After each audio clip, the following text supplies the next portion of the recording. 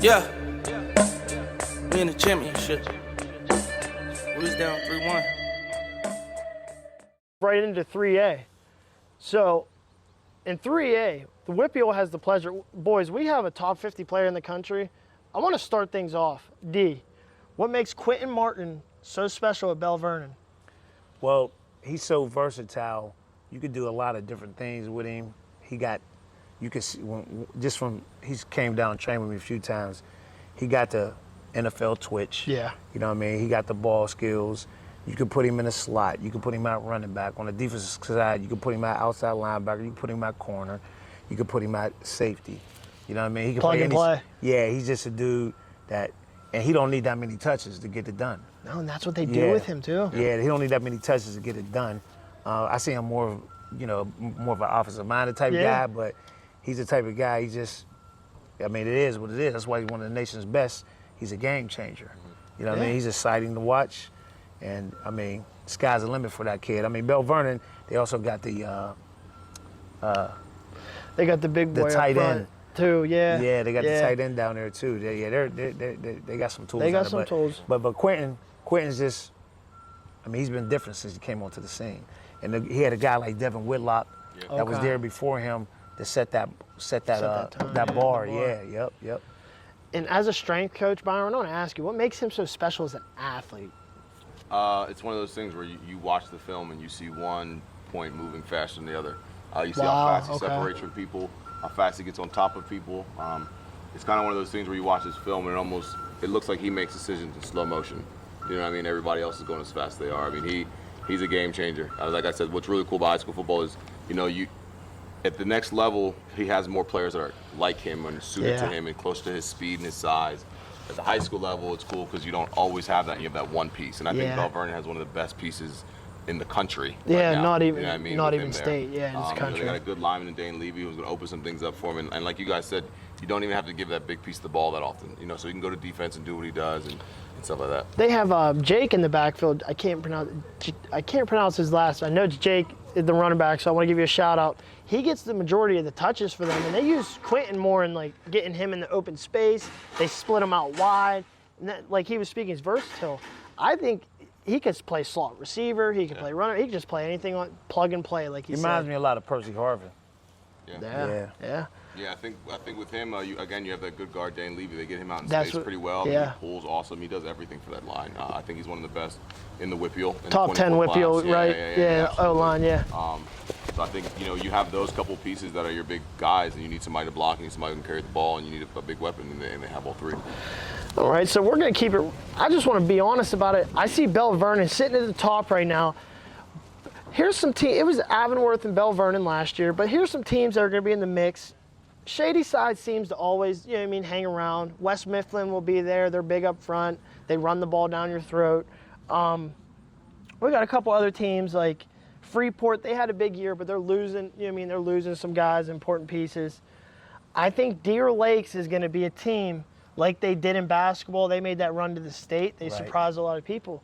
They got a lot of athletes down there, and really cool with the coach down there. And he's building a program down there. His son's the quarterback right now, Coach Burke, but he's building a program environment down there, and you can feel it. And I just feel like they have a lot of athletes that nobody knows about because they're down there in an area that, we don't get down to. Joey Ashley, I like a lot. They got the receiver They out got there. Wayne Love, Derek Burke. There's a couple guys I'm missing. They have another running back, I think Zaire. I just think they might be a team that breaks through and sees Bell Vernon in the finals. Now, Avonworth, they were in the finals with Bell Vernon last year, but they're losing a lot. But they've been a team that seems over the last couple of years that they always hang around too. So 3A is pretty open. I see Bell Vernon, they're at the top. But under Bell Vernon, it's wide open for who plays Bell Vernon. Right. If you guys had to go with who would you say plays Bell Vernon in a 3A championship this year? Probably Deer Lakes or Avonworth. That's what you would go with? Yeah, Deer Lakes or Avonworth, yep. Okay. Yeah. Someone, it might not be this year, but I think in the coming years, seeing LaSalle is going to be a team that we start talking about a little bit. Yeah, I like Tim over there. Yeah, I think he's going to do some special things over there. Storino's doing good things. They got some young guys coming up. Yeah, they actually, when I trained their team, you can see the stride, skill-wise. they got some guys that's going to be D1 guys. Shady Side as well has got some guys coming up as well, They right? do. Yeah, I think. So there are a couple guys you've trained a couple guys over there too, right? This Shady Side as a whole, what DiNardo does. Okay. He does a good job of, keeping the camaraderie. He's a great X and O's guy. I mean, he'll have them guys playing as one unit. You know what I'm saying? They got Carter Barner over there. They got another kid, Deshaun Lewis over there. Yeah. So I mean, they and then along with Grant Dickey. And Grant Dickey's going to be, he's a big part of that team. Yeah, and they got Devin Harris.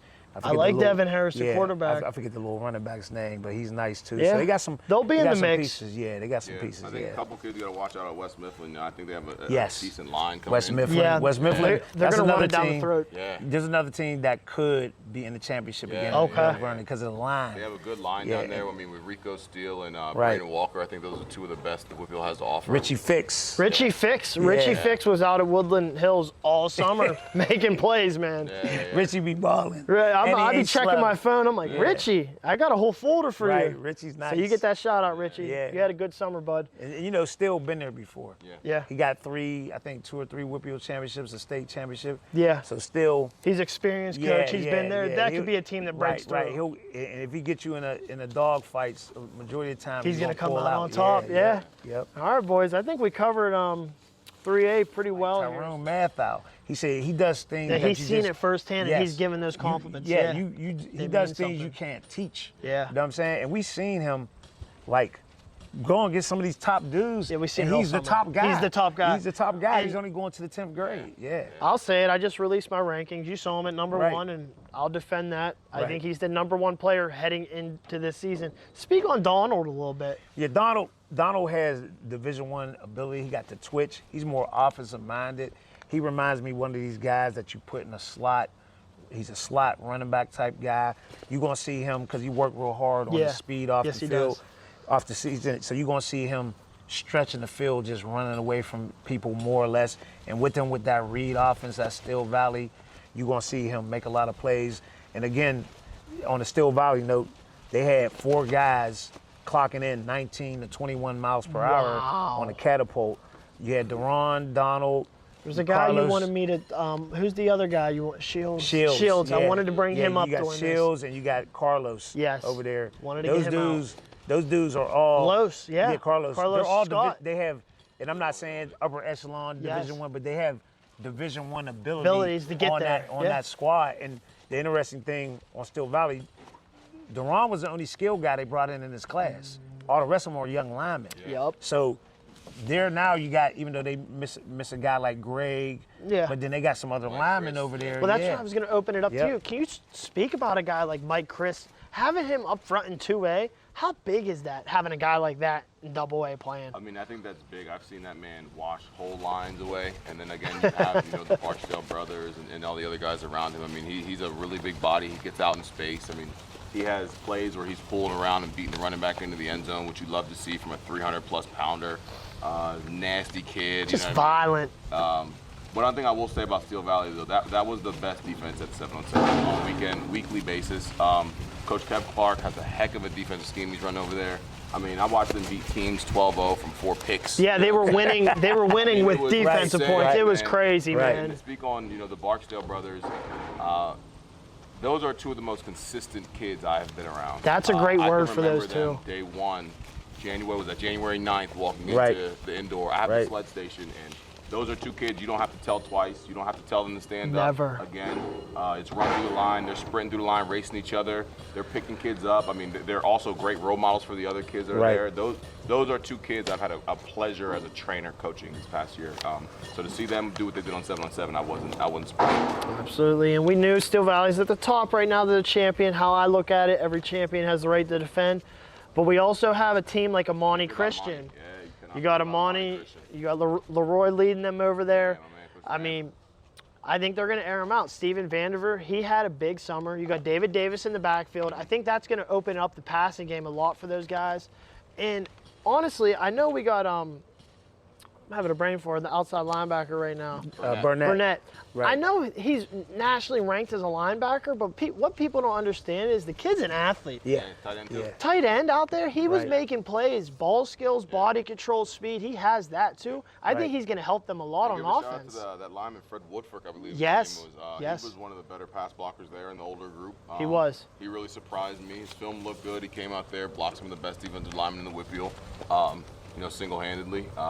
I think Amani has a good team. I'm excited for Coach Fran. I got the opportunity to play with Coach Fran, so I know the excitement. You know what I mean? He's a very exciting player, very exciting coach. He knows how to put an offense together. He makes it look real easy. So I mean, and they got the weapons. Like I said, David Davis. Let's not forget that is one of the best athletes in the WPIAL. That's what I was just going to say. He might be one of the best athletes in the whole WPIAL, regardless of class. I think it's been so long since he got his hype. It's kind of easy to forget. Well, he was one of the guys the offers came first. Yeah. Freshman. I think 2 games in the freshman 2 games year, in, and no one else. I think wasn't he the first? Yeah, so I think that's somebody who we can't forget about, and to see what he puts together. They got a pretty good middle linebacker out there that I like a lot. Can't forget about Shea Allen. He's quick out there. You know what I'm saying? So I definitely think that Amani gives Steel Valley a run for their money. And I think it's gonna be a good championship. I mean, you got what I think is one of the best defenses in the WPIAL, and a really good offensive mind. So Coach Fran. you think that's a championship game? I think I'm going to go with that as a championship game, Amani and Steel Valley, yeah. So I want to speak on a couple teams. Sarah Catholic, they got a quarterback, Quadir Streebling, I think it is. He had a big year last year. He's a leader. They have a guy that's going to step up, and Jerry, he's out at wide receiver. He's going to step up. Mohawk's going to be a team that surprised a lot of people. So they got Jay Rona at quarterback, and they got Bobby Fadden on the outside at receiver. They're cousins. These two have been playing sports forever. Bobby Fadden led them in receiving as a freshman last year. Jay Rona was around 1,000 yards. Bobby Fadden started in all 3 sports varsity, and they went to the playoffs in all 3 sports. So it's just one of those dudes. It's a competitor. Right. So that's why I think a team like that's gonna, you know what I mean? They're just gonna grind it out. Western Beaver, we know they got some weapons with Mikey Crawford, Tyson Florence. Javen Pill's gonna step in at quarterback as a true freshman. We know they have some weapons. Keystone Oaks, is there anything? They always seem to be around. Yeah. Clinton Robinson. Let's talk about him a little bit. Keith Young too. Keith Young, Let's speak on let's speak on Keystone Oaks a little bit. What makes Clinton so special, D? Now Clinton is one of them hybrid linebacker safety types. Athletic. You see him a little bit at quarterback. He's not little either. He might be 190 to 200 pounds.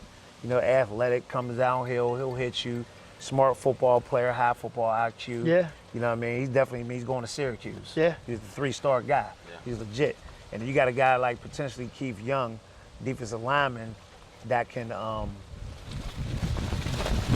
future-wise be one of the best D tackles. Yeah. You know what I mean? For sure. Yeah, as long as he you keeps can see working. it when you watch that film. He's nasty. You know what I'm saying? He's big, young, nasty, he can move. Physical. Yeah, so he got a chance. Yep. And I don't want to leave out teams like Wash High. They got Ed Lewis. He's one of the most dangerous running backs. Right. McGuffey, Logan Carlisle's back over there. Right. He's a big piece that's going to be there. Stowe Rocks. Can't forget about Amari Harper. I know they lost to Jenkins. I know they lost to receiver. But Amari Harper, let's talk about him, Byron. He's a big dude. I'm honestly excited to see him play. I think he's one of those linemen, in the high school level, you don't have to be 6'5", 6'6" to be a successful offensive lineman. And, he is the guy that fits that mold. You guys know I put him as my number 3 in the WPIAL. I stand by that. He plays every position at the offensive lineman, plays a little bit of fullback. I'm sure they'll do some more things with him. I've seen he's gotten in better shape. I think he's also a big candidate for the what's the award? The Bill Fralick Award. Yeah. I think he's a big candidate for the Bill Fralick Award this year. I think you got to look at him. One of the best offensive linemen in 2A last year, coming back into it. He's a heck of a defensive lineman too. So I'm definitely looking for big things out of Amari Harper. And I'm a Lawrence County guy, so I'm a little bit biased, like you said.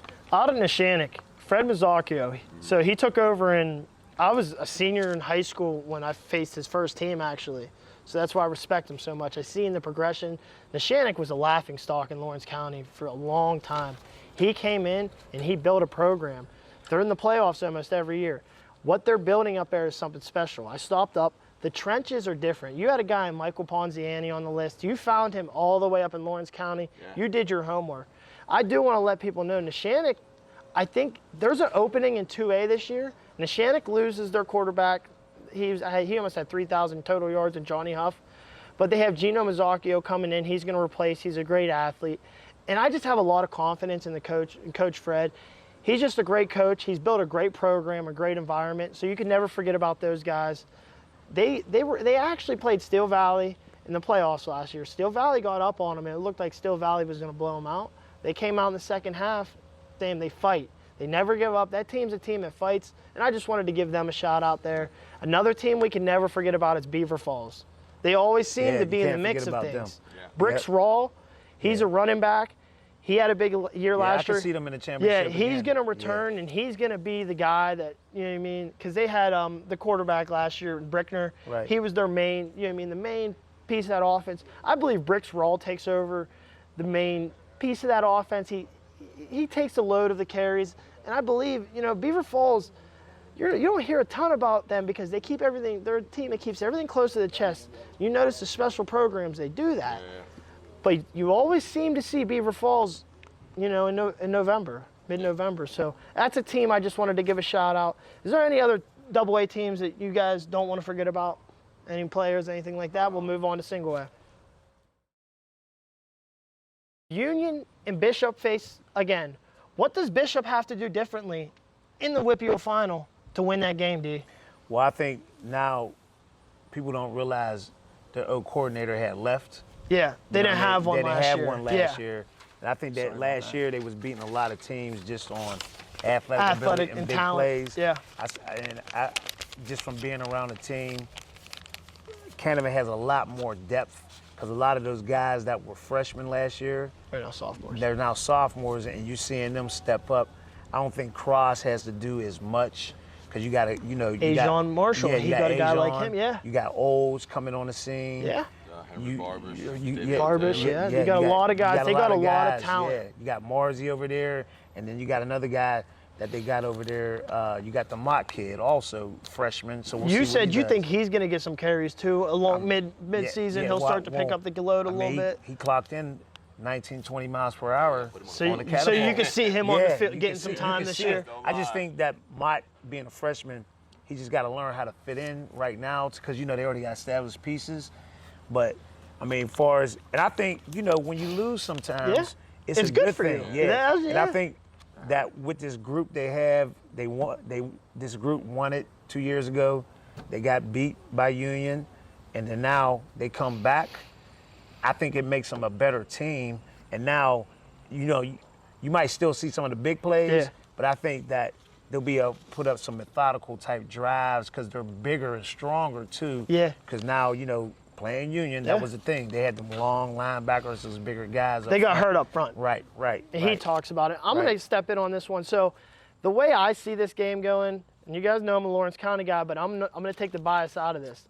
I see if those two teams match up in the championship, I don't see it being a 30-0 one-sided game. Right. I see these two teams grinding it out, and I see that game being a battle because they've seen each other. That film's on. Union has their quarterback. Braylon Thomas, he might be one of the best athletes in all the state. Right.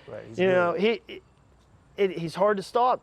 He's hard to beat to that, that corner. He's cerebral because he don't look like he's fast. He never looks like he's trying. But he's so cerebral. He's like just gliding. And the thing about him, especially on that level, because he's about 6 foot, 6'1"ish. Yeah, he's right around that. He's always falling forward. Yep. And he hits. He delivers. And then when you get them into a 4-down series, they're getting first downs. And that's the thing that hurts team. It could be 4th and 1, 4th and 2, and they're getting the first down.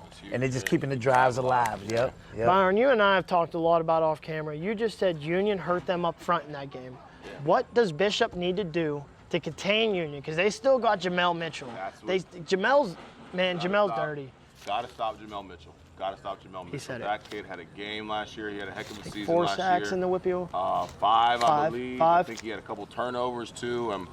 When you have a defensive lineman doing that to your offense, I mean, it wreaks havoc. It starts to, you know, cause some doubt in your offensive coordinator and what you can call, what you can't call. So, that's true. I mean, you gotta keep him on lock. And I think, you know, it's a very different game if he doesn't have that game he does. I'm very big up on Bishop. I think they can go down there and win it this year. I've seen Henry Barbish take huge steps. I mean, that kid has gotten really big over the offseason, just seeing him week to week grow. He moves really well for his size, whether he's playing linebacker or puts his hand in the dirt and goes after the quarterback. I believe Davion Taylor is one of the best defensive linemen in Pennsylvania. on pace to be the sack leader all time. Bishop, Bishop Canavan. Yeah. So, I mean, you got to take that into consideration, the way they kick a pass rush at that young age. And I know they're moving him around and seeing other things that he can do and be a big part of that defense. Brendan Suter's a heck of a player too. He is. I mean, he's underrated. They have players. They have players at which you can piece them together, and you got those couple of stars that can make everybody else shine. You know what I mean? Like again, high school football, it's about having those big stars that can do the big things. So they have the Crosses, the Davion Taylor, the Henry Barbish. You know what I mean? It's going to take the other guys that may not have as big of a name, the Cooley. Yeah. I get it. Suter, to come in there and make sure they're playing consistent football. And I think, from there, Bishop Canavan, the sky's the limit, honestly. So one thing I want to bring up, 1A is my baby, like I said. The Big 7, it's the toughest in the state, in my opinion. Last year, you had 3 out of 4 teams from the Big 7 in the semis. All 4 teams advanced past the first round.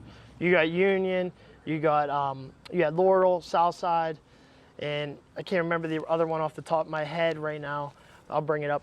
But that conference, it's a dogfight every night. And I'm just going to go off a little bit. A guy like Mike Gunn at Union, he's so versatile, and what you can do with him, you put him at safety, right, and then on offense, receiver, put him in the backfield, wherever. A guy like Mike Gunn, I think he's going to really have a breakout season because so much attention is going to be on Braylon. Because what people don't know is last year was Braylon's first year as a quarterback. So no one even seen him coming, and he put up almost 3,000 total yards. Right. So they're going to key in on him. I think Mike Gunn's going to be a guy that explodes on the scene. Southside Beaver is a team, don't sleep on them. They're always big up front. They're out in the country, so they get those big boys. I was out there, graduated from there, I know the program very well.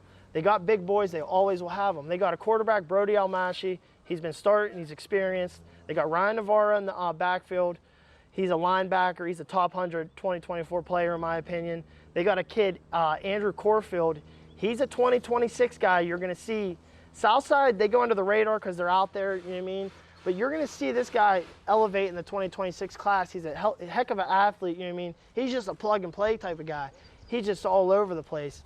In Shenango, they have a guy in Patton in quarterback. I think Shenango takes a step this year. They have a good coach. I talked to him, and he's really just trying to establish a program over there, and that's what you need to do when you come in there, because Shenango was in the they're kind of where Neshannock was, where I was talking back in like the 2011 era. Kind of, I don't want to say Livestock, but they're not a football school. He's trying to get them there, and he's doing the right things. I think Shenango takes a step this year. Laurel loses a lot, so you might see them take a step back, but Laurel always is in the mix. And there's teams like Greensburg Central Catholic. We got a Samir Crosby. Right. D, you want to speak on Samir Crosby and what makes him so special? Samir is one of the guys, most versatile guys in the whole WPIAL. Okay. I mean, he could do it all. You see, he had 8 picks. Yeah, he was all over the He field. could throw the ball. You could put him out the slot. I mean, he got an offer from UNLV, more coming. I mean, he's dynamic. I seen him. He'll go across the middle. His ball skills are excellent. I mean, he's in that upper echelon. You got him on your list, I think, number 11. Yeah. Yeah, in the class. Yeah. I mean, the sky's the limit for the kid. He's definitely Division I ability. Yeah. He can run. I mean, Justin King, when he was doing the 40 stuff, he said this guy probably is going to be a 4-4 guy. He said wow. he's explosive. Wow. Yeah, he's explosive. Yeah. So I don't want to, I looked it up real quick. I wanted to get his name. Gene Matsuk out at Rochester. That's who I forgot. Okay. He's been a coach. He's been around forever. It doesn't matter who Rochester has. He seems to be a coach that gets the most out of his players. So Rochester's always a team that's going to be hanging around. They have a running back. He was a class of 2025 guy, sophomore last year, and Antonio Lore. He was over 1,000 yards, and he was the bulk of their offense. So you can expect him to have the bulk of their carries, and I expect him to have a 2,000-yard season in single A. And, I mean, we talk about these small schools, but, guys, we're seeing Division I colleges travel to the Bishop Canavans. They've been at the